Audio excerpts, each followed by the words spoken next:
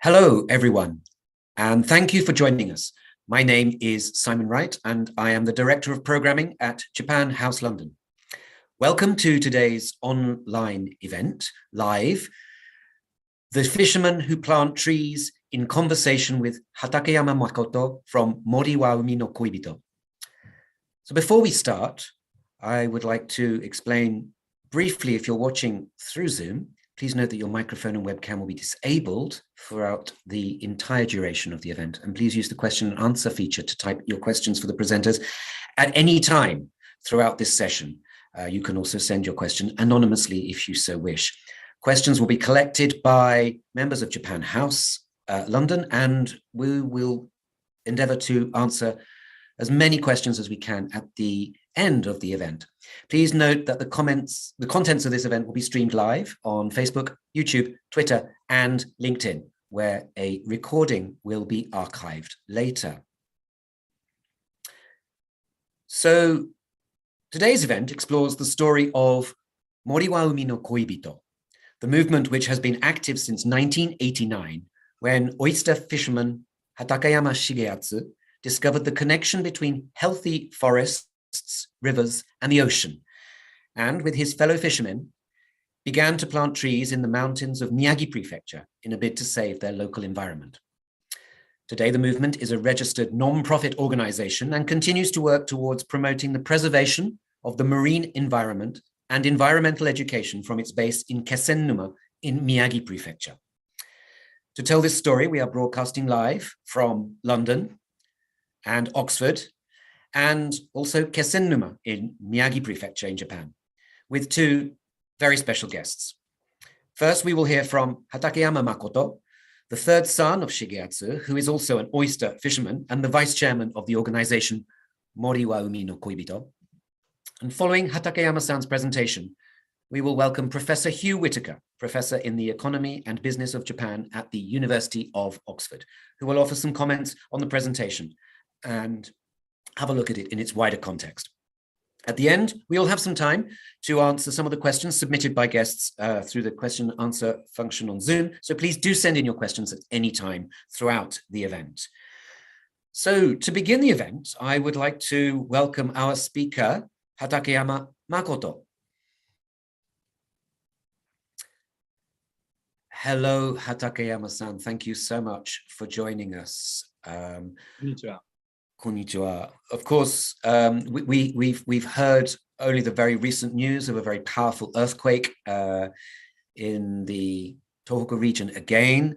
I hope everyone is safe, that you know. はい。特に大きな被害もなく、なんとかやり過ごすことができました。Yes, the damage doesn't seem to be too big at this time. So yes, no, everyone seems to be safe. Thank you very much. Thank you. I hope everything goes well. So to introduce you to our guests before your presentation, Hatakeyama-san, you were born in 1978 in the Moune district of Kesennuma in Miyagi Prefecture. And after graduating from high school, Hatakeyama Makoto studied under the late C.W. Nicol, a Welsh environmental activist and author, and learned the importance of fieldwork in environmental conservation.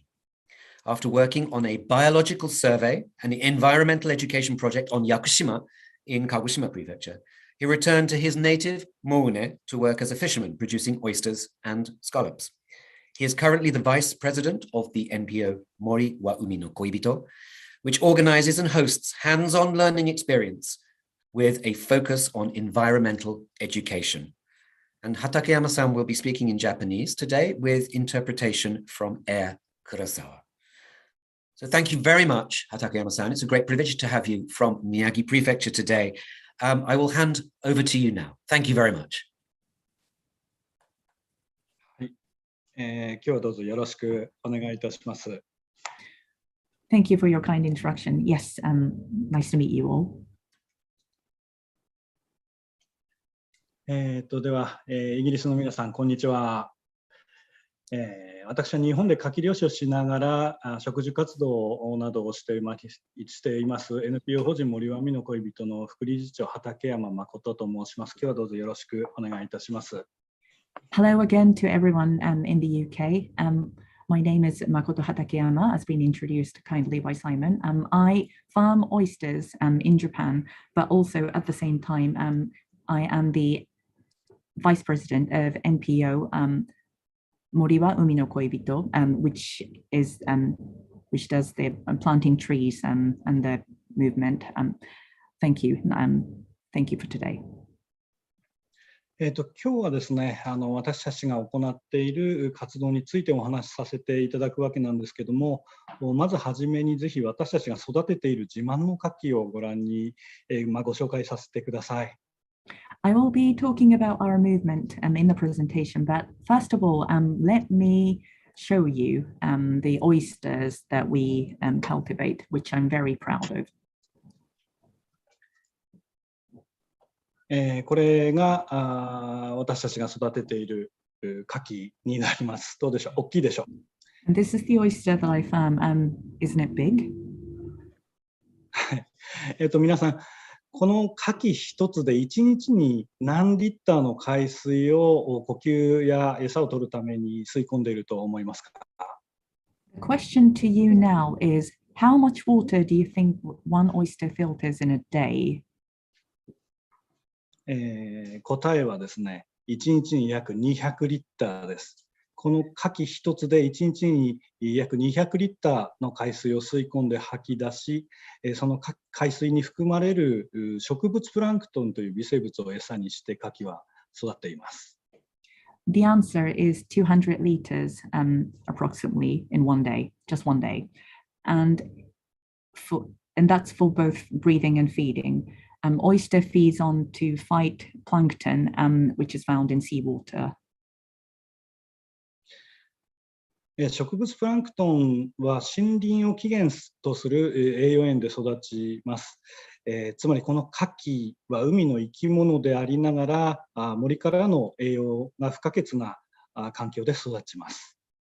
Phytoplankton needs nutritive salt from the forest in order for it to grow to be found in the seawater.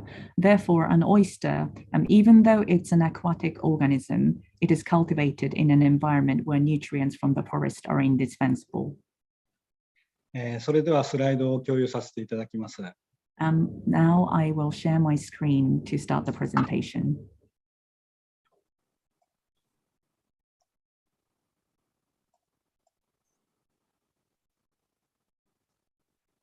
はい、本日はですね、牡蠣にまつわるお話としまして、牡蠣漁師が山に木を得る森は海の恋人について、東日本大震災と復興について、そして我々が目指す人づくりについてお話をさせていただきます。Today, I will be talking about our movement, which is the planting trees, the fisherman's planting trees, which led to the movement of Mori-wa-Umi-no-Koibito, and then the Great East Japan earthquake and the reconstruction from it, and also what we ultimately aim, cultivating people. はい、まず私たちの住んでいるところですね。気仙沼、日本の気仙沼という非常に水産業が盛んな地域でして、その気仙沼の中のモーネという非常に小さな漁村になります。I will introduce the location that I am streaming from, where we live. It is called Kesennuma, and that fishing is one of the main industries there. We survive on fishing, and the village that I live in is called Moune. It's a very small fishing village. 日本は今夜ですので、日中はですね写真のような景色になります。非常に奥まった静かな湾ですので、牡蠣やホタテの養殖に非常に適しています。At the moment, it is evening in Japan, but during the day, you can see the scenery as in the image that I have pasted here. And as you can see, it's a very extremely calm, secluded bay. Therefore, it's perfect for the oyster and scallops aquaculture. 漁師が山に木を植えるという森は海の恋人は今から34年前に父が始めました。ここで父からメッセージが来ておりますのでご紹介いたします。And the movement of fishermen planting trees, Mori-wa-Umi-no-Koibito, was started 34 years ago by my father. My father sent me a message to deliver it to all of you, so I will read it out. 皆さんこんにちは。森は海の恋人は漁師が山に木を植えるという活動ですが、同時に人を育てる活動でもあります。ついては社会的な行動変容につながる物語でもあります。Hello everyone. The NPO Mori-wa-Umi-no-Koibito movement is an initiative taken by fishermen to cultivate trees in the mountains, but at the same time, it is an activity to cultivate people's minds. It is also a story that leads to behavioral change in society.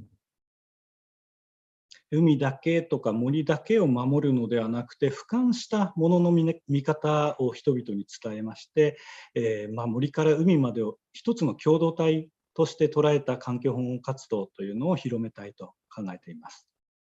We wish to spread environmental conservation activities that do not only protect the sea or forests, but also give people the bird's eye view of things and see everything from the forest and the sea, everything as a single entity.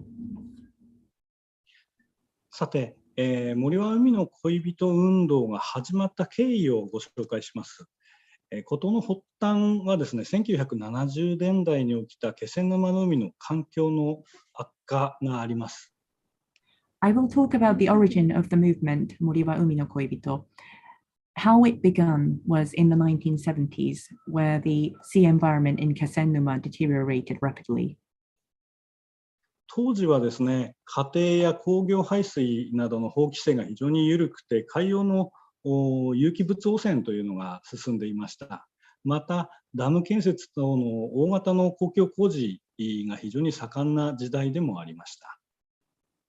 Around that time, the legal requirement for the domestic and industrial wastewater management was lax. Therefore, the organic contamination of marine biology was getting more advanced. And at the time, many large-scale infrastructures such as dams were built. 気仙沼湾に流れ込む川の中流部にも巨大なダムの建設が始まろうとしていたのです。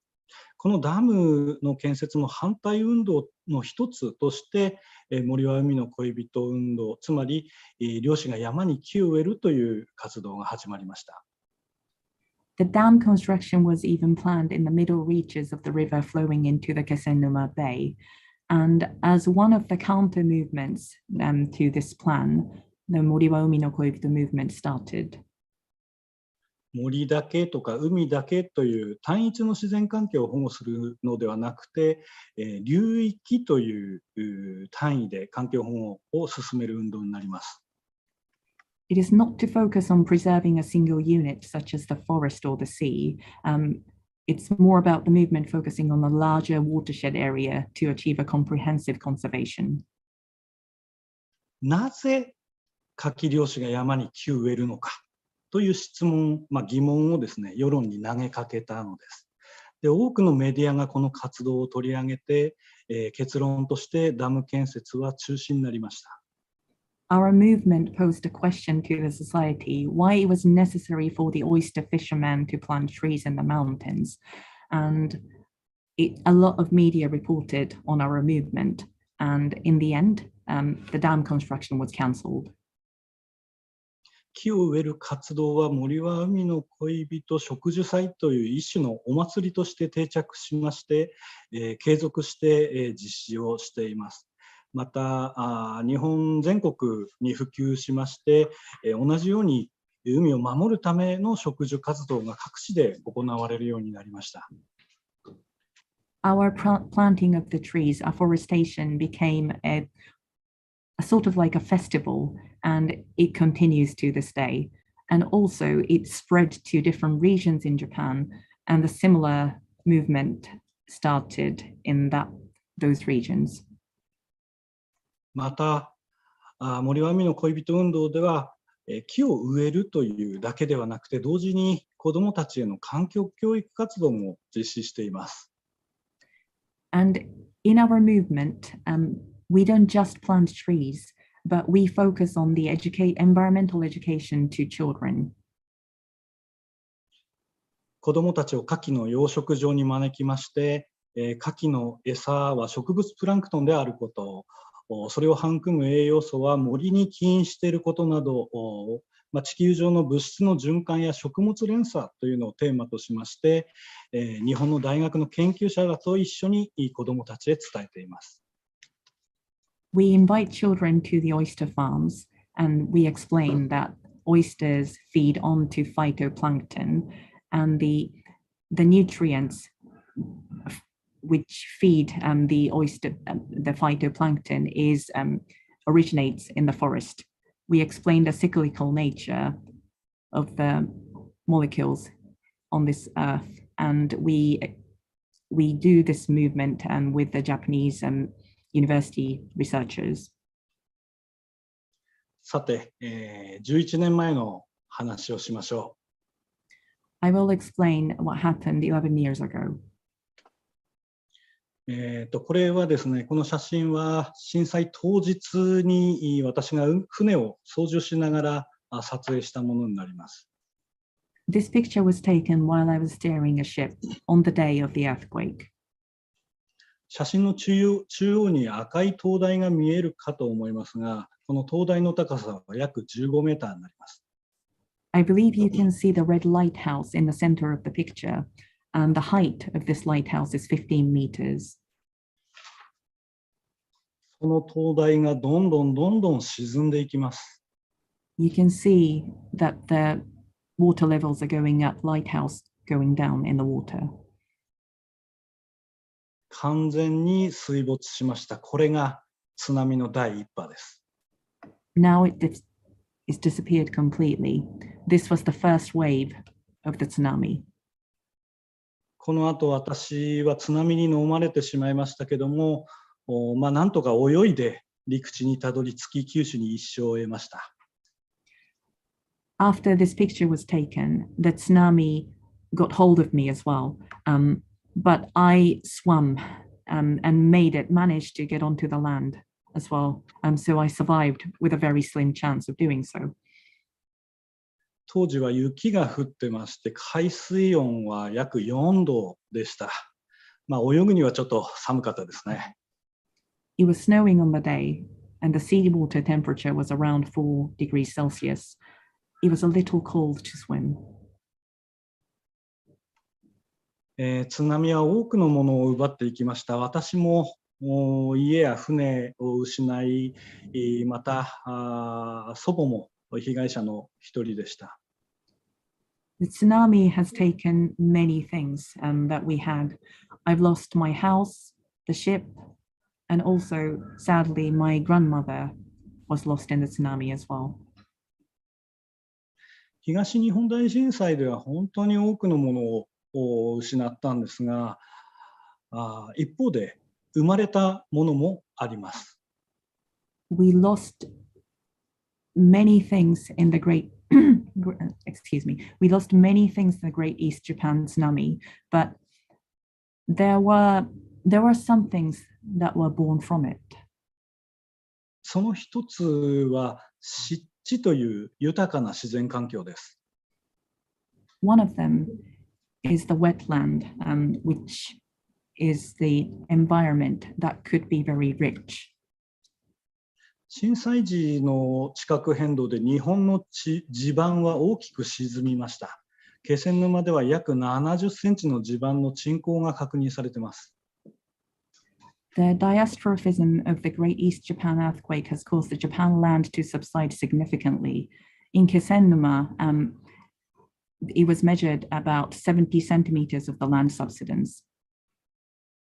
その結果、満潮になると、ただの荒れ地だった場所に海水が入り込むようになりまして、塩性の湿地として生まれ変わりました。そこは生物多様性の宝庫です。As a result, the seawater went into the former wasteland when the tide is full, and it created the saltwater wetland. And that saltwater wetland is a treasure trove of biodiversity. ところが、災害復旧工事として埋め立てるという話が行政から出てきました。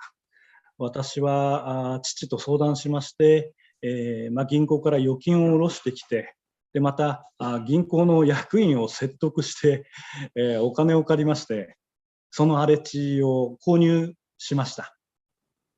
However, the government started the plan to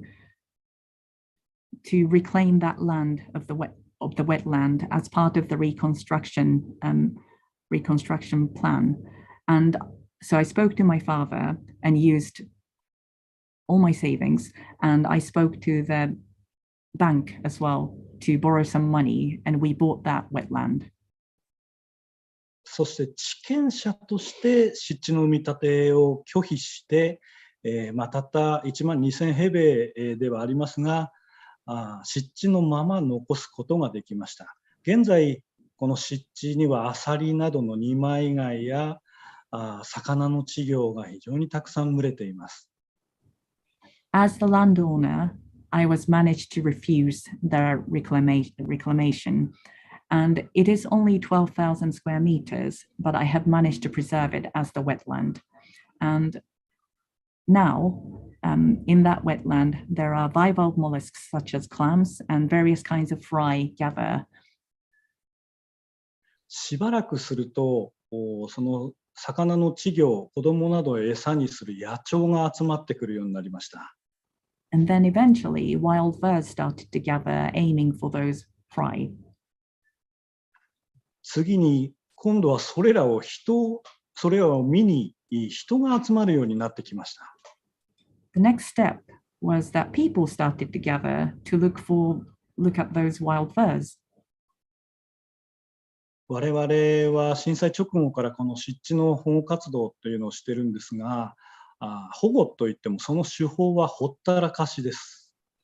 We have been preserving this wetland right after the earthquake, but we call it preserve conservation, but really that method is to leave it alone as it is.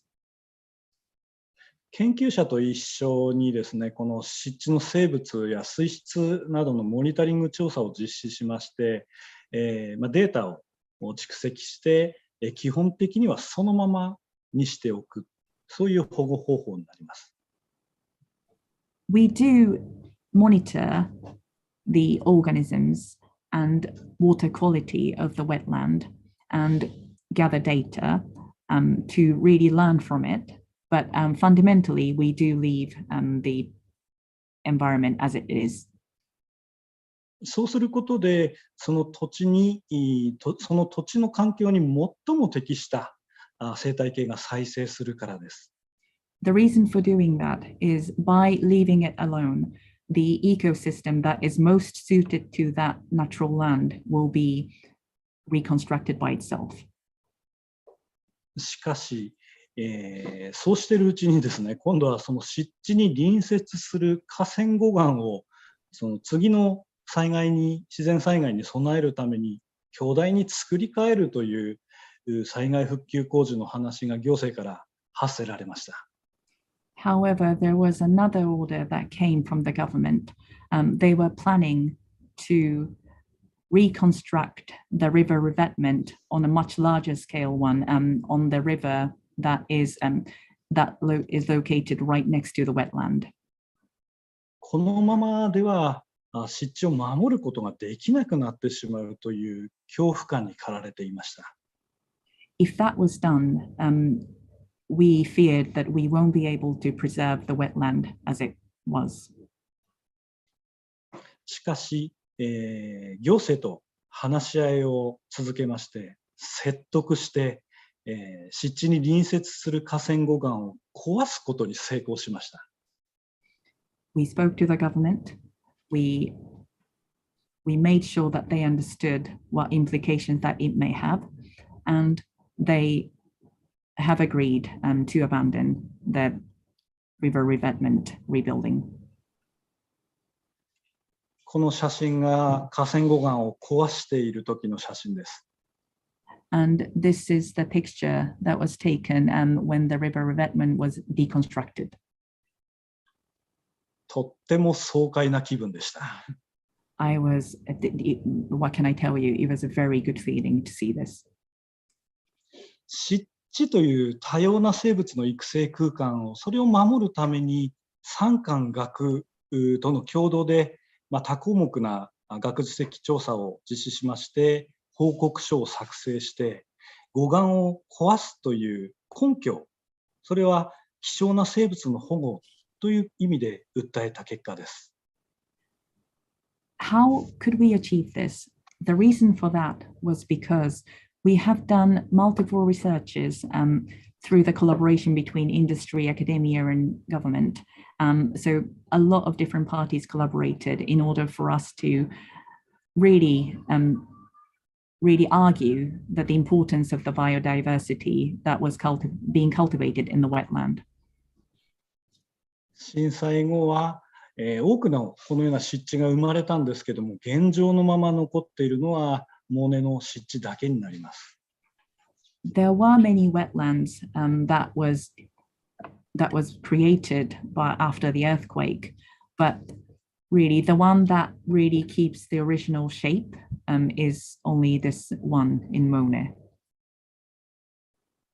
また、次なる災害に備えるために巨大な防潮堤の建設も始まりました。To prevent for any future tsunamis, the government started to plan on the coastal levee. 平均すると約10メーターの高さのコンクリートの壁を建設して、津波に備えるという自然災害後の公共事業になります。It's a large-scale municipal public reconstruction, really, to build that around approximately 10 meters on average of the concrete levee around the coast. モーネ集落の場合は、住民全員がこれに反対しまして、宮城県内では唯一防潮堤を建設しないということが早期に決まりました。However, around Moune, all the residents were against this idea, everyone. Therefore, it was only the only region in Miyagi Prefecture where we have decided early on that we weren't going to build this coastal levee. 津波で被災した沿岸部にはですね、約600カ所の防潮堤が建設されていますが、防潮堤建設を拒否した集落はモーネ地区を含めて2カ所だけ、極めて稀なケースと言えます。このことで貴重な自然環境というのを守ることができました。There have been around 600 places in the coastal area that was affected by the earthquake where the coastal levee were built. And there have been only 2 communities where we refused the levee building. So it is an extremely rare case. But by refusing this, we have managed to preserve our valuable natural environment. モーネ地区の住民が防潮堤建設を拒否した理由というのはいくつかあるんですけども、まず地下水の流れを遮断してしまうんですね。There were a few reasons why the Moune residents refused their construction, but one of the main one is that it would have intercepted the flow of the groundwater. 防潮堤の真下には必ず基礎となる鉄の板が隙間なく打ち込まれます。で、地下水は栄養塩がたっぷりと含まれていますので、それが海に届かなくなると海洋生物への悪影響が出る可能性があります。Underneath the coastal levee, it is essential that they built the iron plates. There is no other way of building the coastal levee. Therefore, it would have disrupted the groundwater flowing into the water. And the groundwater is rich in nutritive salt. And if that doesn't go into the water, it would have affected the marine biology in the sea. そして防潮堤建設に対してモーネ地区の住民が反対した最大の理由はこの景観が好きだからということになります。But the biggest reason why a lot of residents were against this idea was because they like the scenery as it was. また、気仙沼市の中では住民の合意形成というのを行って、防潮堤は建設するけども、景観や自然環境に配慮したという集落もあります。The other villages in Kesennuma, they have spoken amongst the residents, and there was a consensus building. They have decided to agree to the building of the coastal levee, but they would place the priorities on the scenery and the conservation of the natural environment. やり方は様々なんですけども、防潮堤のような大きな土木的な公共工事に対して、賛成か反対かだけではなくて、住民が納得する結論を出すことが復興への近道であり、みんなが幸せに暮らすためには必要なのだと思います。There are many ways to work, as I've introduced, but to how we should address the public civil engineering work, such as the coastal levee buildings, is that it shouldn't just be a simple yes or no answer. We should really come to the conclusion where a lot of the residents would understand and agree. That is the shortest way to achieving the reconstruction and the key to the residents' happiness. ではその幸せというのは何かということになりますけども、この幸せの中には豊かな自然環境の中での暮らしというのが入ってこそ、人々の幸せと自然環境保護というのが両立するのではないかと私は信じています。And what is the happiness that I have mentioned? I believe within that happiness, there really needs to be the residents' lives living in a rich, natural, conserved environment. I think that is really the key to achieve both people's happiness as well as environmental conservation. この写真は現在のモーネ地区になります。This picture shows the Moune area as of now. 森は海の恋人運動というのは人に木を植える、森は海の恋人運動というのは木を植えることと同時に、環境教育という視点から人づくりを実施しています。The movement Mori-wa-Umi-no-Koibito really, it's not just about planting trees. It is really to cultivate people through the environmental education. 自然環境とかその他のものに対して良し悪しというのをつけるのは人であって、またその自然環境の保護をするのも壊すのもそれは人になります。People are the ones who decide what is good and bad about the environment or anything else. And people are ultimately who could conserve that natural environment as well as deconstructing it. その地域で暮らす人の心の中に自然を慕うという気持ちがあれば、自然環境はおのずと守られていくでしょう。モーネ地区の人々がこの好きだから残したこの景観のように。If the people in that area really respect and adore the environment that they live in, I believe that the environment would be conserved naturally, just like how Moune residents decided to conserve this view that I'm showing you because they liked it. ですから人々の中にですね、自然を大切に思う気持ちを育むことが寛容だと思うのです。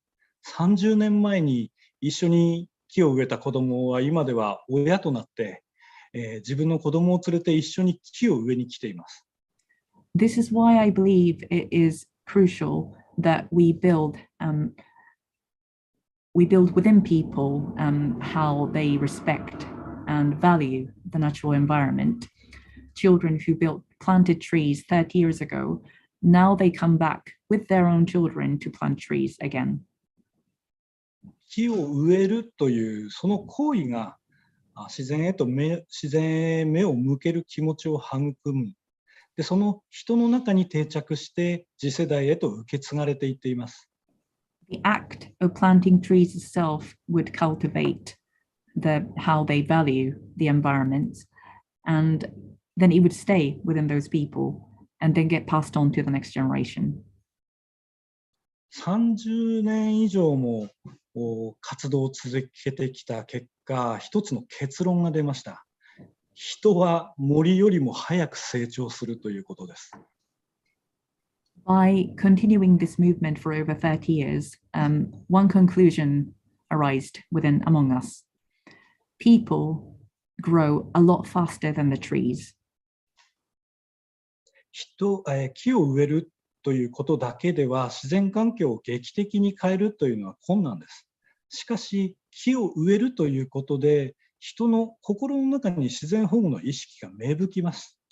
で、私たちが行っている植樹というのは森づくりでもあり人づくりでもあるのです。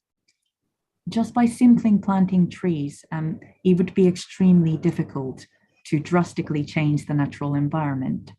However, by continuing to plant trees, we could really cultivate the act of conservationism amongst people and their hearts.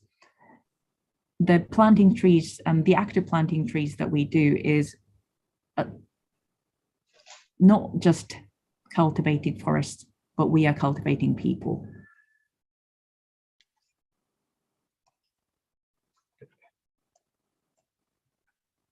本日はですね、ジャパンハウスチームの皆様、サイモンさん、ジュリアンさん、酒侍の吉武さん、そして、オックスフォード大のヒュー先生、そしてご清聴くださった皆様に心から感謝いたします。どうもありがとうございました。Thank you to all the teams in Japan House, and Simon, Julianne, and Ms. Yoshitake from Sake Samurai, and Professor Hugh Whittaker, and also thank you to everyone in the audience for listening. Thank you very much.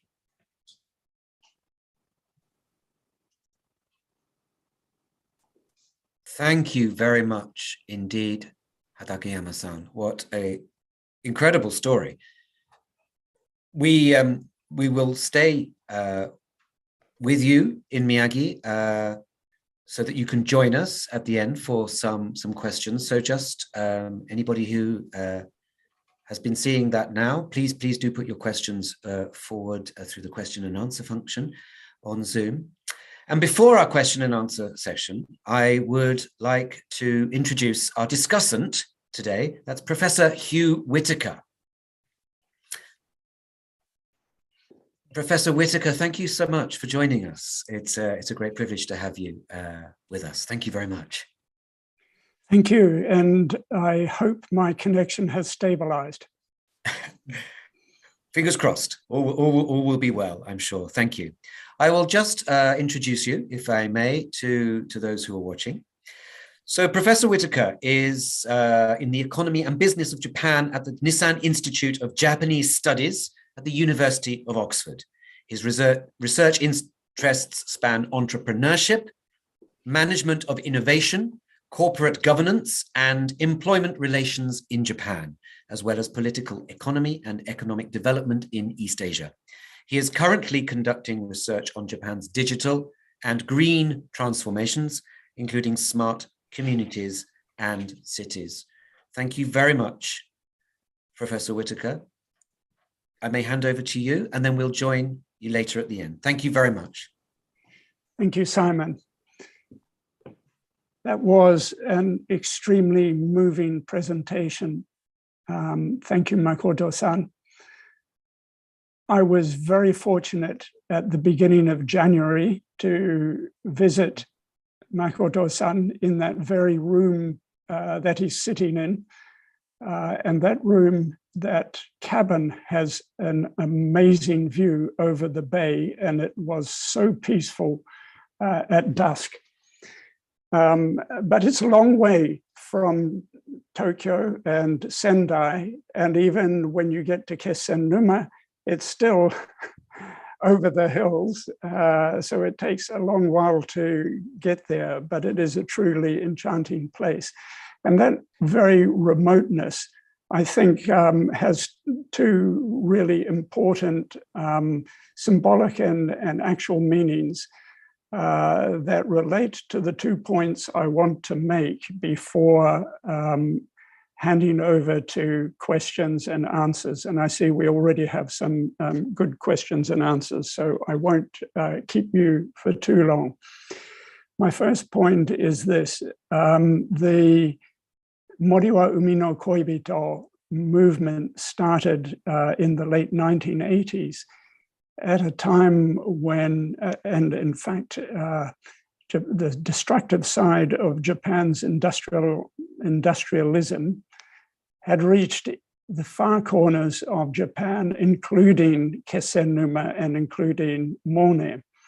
So the livelihood of the oyster farmers in Moune was threatened by the construction of dams and the felling of forests and the use of fertilizers from upstream. And Makoto-san's father, his livelihood threatened, had a number of possibilities of how to respond to that. And he responded by going upstream and talking to the villagers upstream in a constructive way to point out their shared interests, the shared interest between those who live in the forest and those who live on the sea. So instead of posing this dilemma in a confrontational way, he chose to adopt a more collaborative kind of strategy. And when I asked Makoto-san why he had done this, because I can see why the sea loves the forest, but it's not necessarily self-evident why the forest loves the sea so much. And in fact, Makoto-san's father drew on a long historical tradition of festivals which were shared between the villages up in the mountains and down on the coast. And so they had that common history, and Makoto-san's father was able to appeal to that common history to get this movement going, to realize that the trees were absolutely crucial for the well-being down in the bay, and this was an ecosystem which should be nourished through and regenerated through the planting of trees. So this tide of industrialism still continues, as you heard from the presentation, in the construction of bank walls by the river, the plan to reconstruct the submerged land by refilling it, and especially the plan to make the massive Great Seawall. And this again was opposed by Makoto and Makoto's father, partly in a confrontational way, but partly in drawing on less visible currents, and especially getting the consensus of the residents of Moune couldn't be taken for granted, because some people would naturally want to have a wall to protect them from future tsunami, while other people would value nature. There is a friend of Makoto-san's on the other side of Kesennuma who lives in an area which was deeply divided about this issue of creating a seawall. And the friend of Makoto-san, Miura-san, he took several years, in fact, to gain a consensus that the people who wanted the wall and were opposed to the wall all wanted a beach, and they could come together around that kind of common understanding and get the wall modified in a way that kind of encompass the interests of both parties. It's a way of working which is not confrontational, which is consensus building and collaborative, which I find deeply embedded in all of the activities. And in fact, those activities call on the power of nature to regenerate itself. So this kind of turning the tide of destructive industrialism into something different through very subtle means is one of the messages that I got from my visit. There was another message that I got from the visit and from Makoto-san's presentation, and it also relates to the remoteness of Moune, and that is, as Japan becomes a post-industrial society, the population is declining and rural areas tend to be cast as subject to depopulation and shrinkage and so on. But as Makoto-san said, with the land that was sunk, new biological, new shellfish appeared and fish appeared and birds appeared, new things started to generate out of it.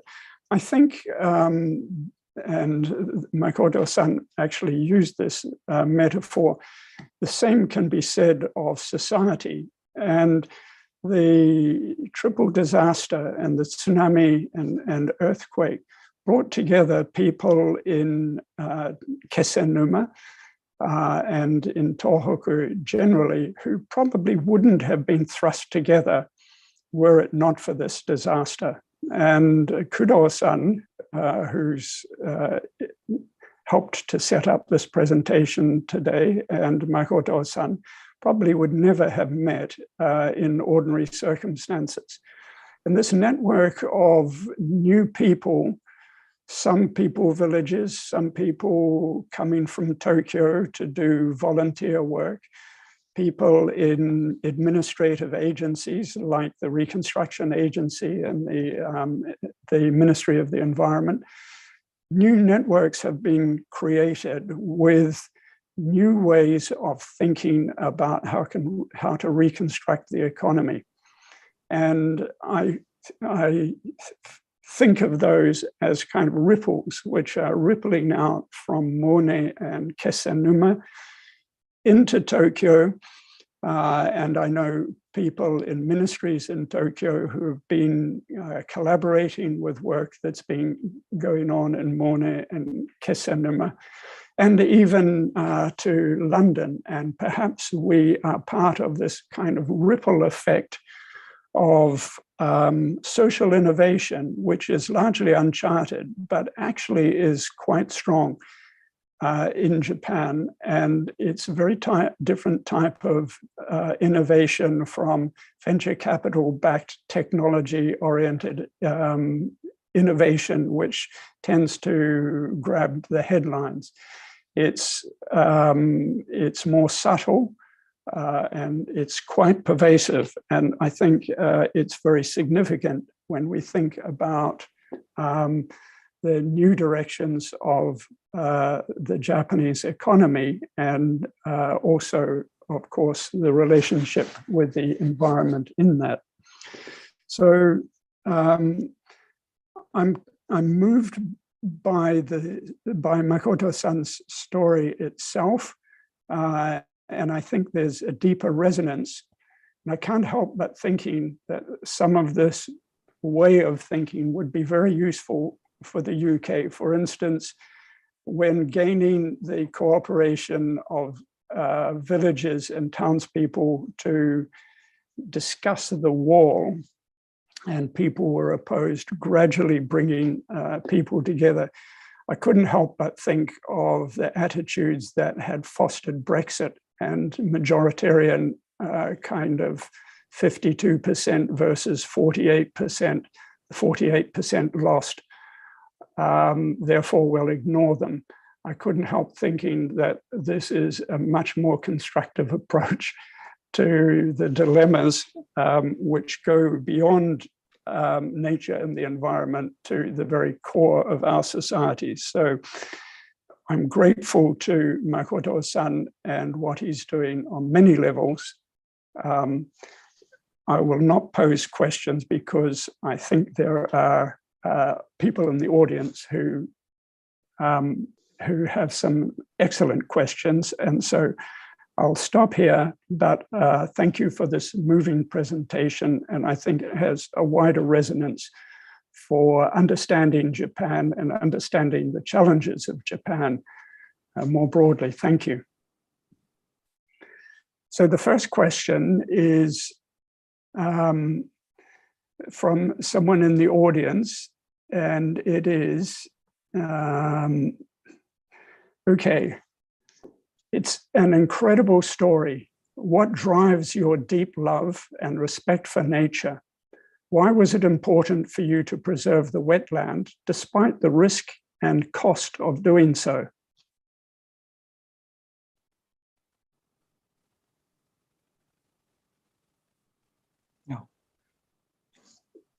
はい、一つは私はここで生まれて育ったふるさとなんですね。なのでふるさとになかったその人工的な構造物にすごく嫌悪感を抱きました。防潮堤に関しては一つは反対した理由は一つはそれになります。ふるさとの愛ですね。One of the reasons for my deep love and respect for the nature really comes from the fact that it is my hometown. It is my hometown and I wanted to preserve it as well. And that leads to the reason why I was strongly against the building of the seawall as well. I didn't want something that didn't exist in my hometown that I cherish and loved. Thank you. The next question is also starts, what an incredibly moving presentation from Makoto-san. I would like to know where and who in the UK are sharing similar activities. It would be great, if Makoto-san can work together and develop these activities to protect the environment globally.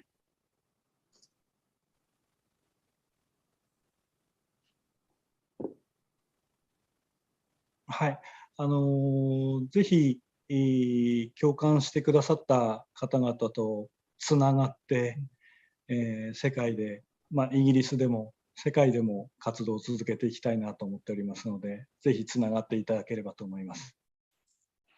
Yes, absolutely. To those who really empathized and also understood our ethos and our movement, I'd love to connect with you to really spread the movement to overseas, internationally. So yes, in the UK, it would be wonderful if we could connect and spread the movement. Thank you. Next question is from Gregory Evans. How has the oyster harvest changed over the past 30 years since you started planting trees? Also, have the oysters completely recovered from the damage done by the tsunami?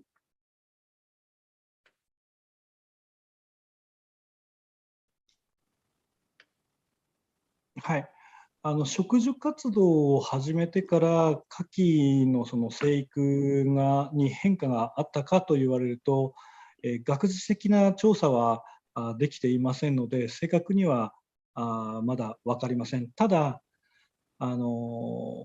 森がしっかりしていたことで、牡蠣の生育というのは震災後は非常に良かったですね。それは間違いないと思います。It is difficult to answer the first part of the question because no academic research has been done in the improvement of the quality of the oysters since we planted trees. However, one thing that I can tell you is that because we had the foundation of solid forests, the recovery after the tsunami was done very quickly. That I definitely saw firsthand. Another question is related to that. It's from T. Kitade, and it Kitade-san asks, it's a really impressive achievement to preserve the wetland. After the creation of the seawater wetland, how has it affected the marine creatures in Moune Bay? Is there more diversity, more rare creatures, unexpected results?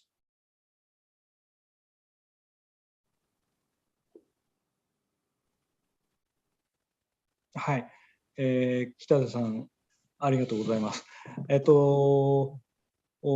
湿地を保護することで海洋生物にどう影響が出るかというのはまさに今調べ始めたばかりですので、これから学術的にも結論が一つは出るかなと考えています。Thank you, Kitade-san, for your questions. Great question. Really, we've only begun the research on how the conservation of the wetland would affect the marine biology. In the Bay, Moune Bay area. So we shall see is the answer. And academically, we would be able to present it at a later stage as well. Okay, I think we have time for 2 more questions and possibly 3, we shall see. What sort of methods do you use to help make society more aware of the importance of the natural environment within the community?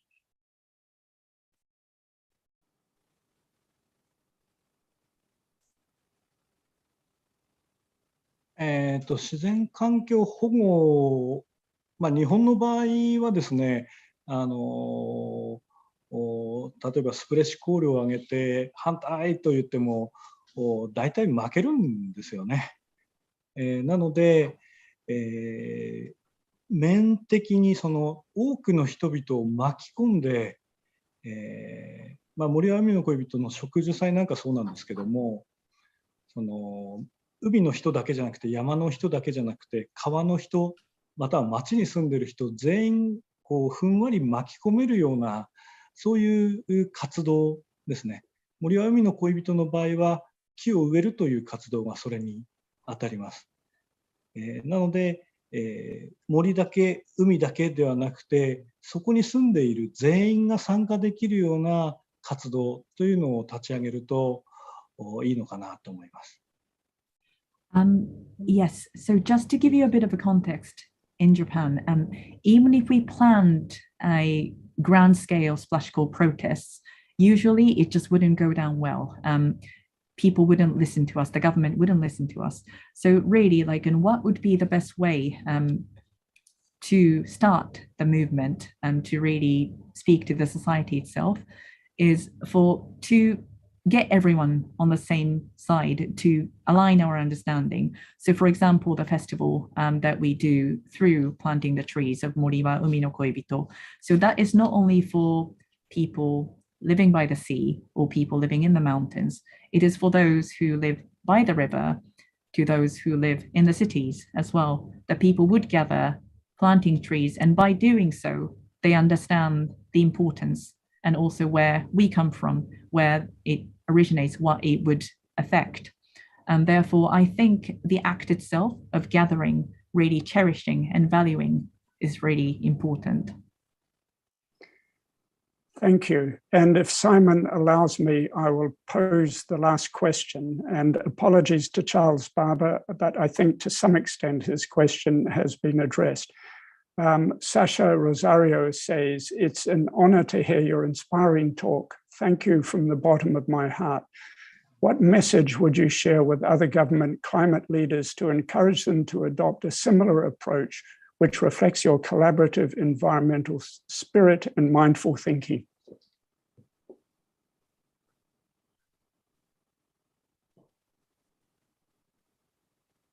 はい、行政の方々とかですね、環境のそのリーダーシップを取っている、環境保護の、行政のリーダーシップを取っていらっしゃる方って意外に自然体験って少ないんですよね。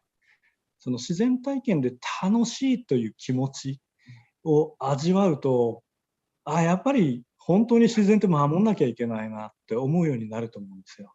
なので、楽しんでくださいと言いたいですね。Yes. So one way to address perhaps is that a lot of the government ministers or the climate leaders don't tend to have the real experience of really enjoying the nature and playing in the nature. So I would say that that might be one thing that we should make them enjoy, really to experience the nature and how lovely it is.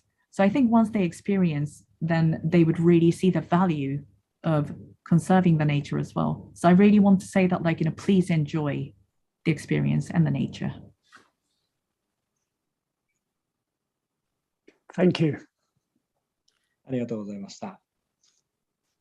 Thank you very much. Thank you, both of you, immensely. Hatakeyama-san, thank you very much for your inspirational presentation. As Professor Whitaker has mentioned, it was extremely moving and thought-provoking. Thank you so much for joining us today from Moune in Miyagi Prefecture. And thank you, Professor Whitaker. Thank you so much for joining us as well, your insight and for taking those questions and answers so beautifully for us. Thank you so much indeed. It's a great pleasure to have you with us. Thank you. Let me also thank you, our interpreter today, Kurosawa. Thank you so much for your thoughtful interpretation.